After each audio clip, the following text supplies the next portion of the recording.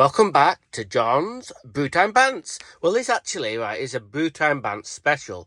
This should be a kind of a proper video, but I've borrowed this machine, never seen one before. This is a MAKITA 18-volt shears.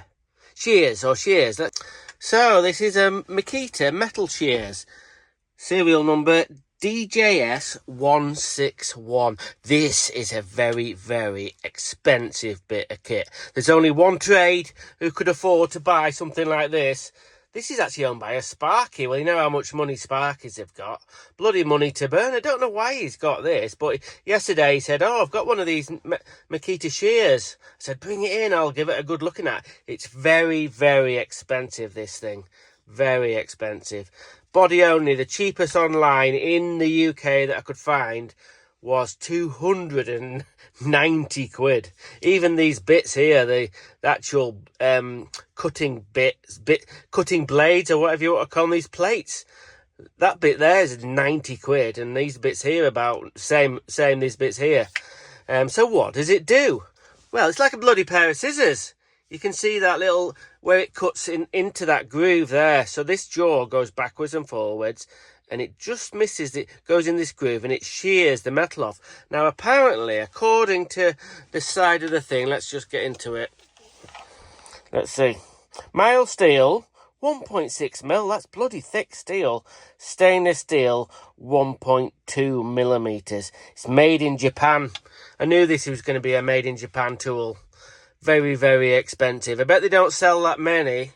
I wouldn't mind one, actually. I've had a bit of a play with it. We're going to have a bit of a go in a minute of it. Does this bit remind you of anything? Does this bit here is exactly the same as the MAKITA grinder of the DJA 15 something or other. Have I got that DJA 153 or something? Anyway, this bit here is exactly the same as one of the MAKITA grinders and the die grinders. There might be even another tool that looks the same. A brush model, you can see where the brushes go in there. It's the head that's the expensive bit. I tried to sort of see if I could buy the head bit and then put it onto a grinder, but that would probably fail. It's probably got all different gearing in it and everything. Same little paddle switch as the grinder, as you can see there. So I'll just turn it on. I might have to put the old slow-mo on. Always lost about something. Who knows? So what you do is you feed the material in there, and it cuts like a groove. Cuts a bit of the material away, and then you can just go. I'm going to have a bit of a go. We'll have a bit of a go in a minute and see what it'll cut. I've got a little bit of aluminium plate there. And I've got a bit of lead. I do a lot of lead work, all I used to. And they've even got a little bit of rubber. We're going to see if it's any good.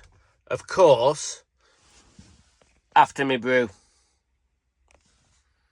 Right, we've got a little bit of steel. I think this is about 1 millimetre thick galv. You see that green line there? We're going to try and cut it straight. It's very hard to cut it straight.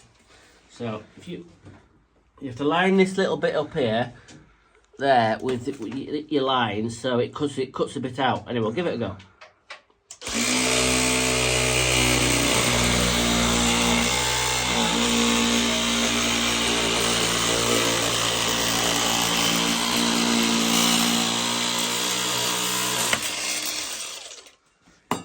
Look at that.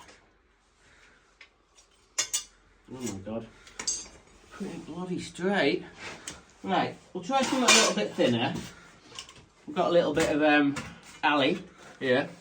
So we'll try and follow that. See what happens.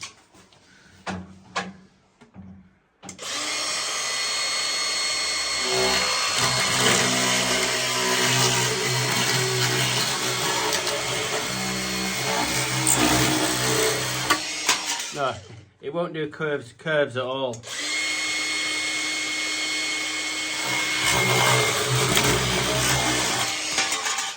But all right for straights.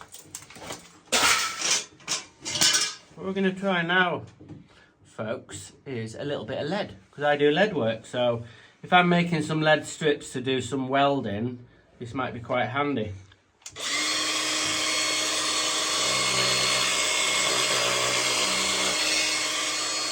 Look at that.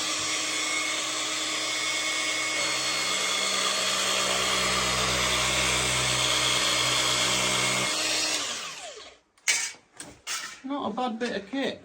Quite impressed with it, really. Let's try a little bit of rubber for crack.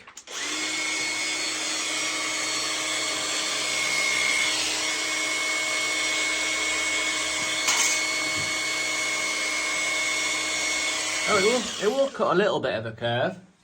So rubber, steel and alley. Not a bad bit of kit. Thank you, sir. The end. So, if you're in the market for a very expensive metal MAKITA LXT shear, you do a lot of cutting sheet metal, it's a really, really good bit of kit. But it's very, very expensive. But it's pretty cool too. So there you go.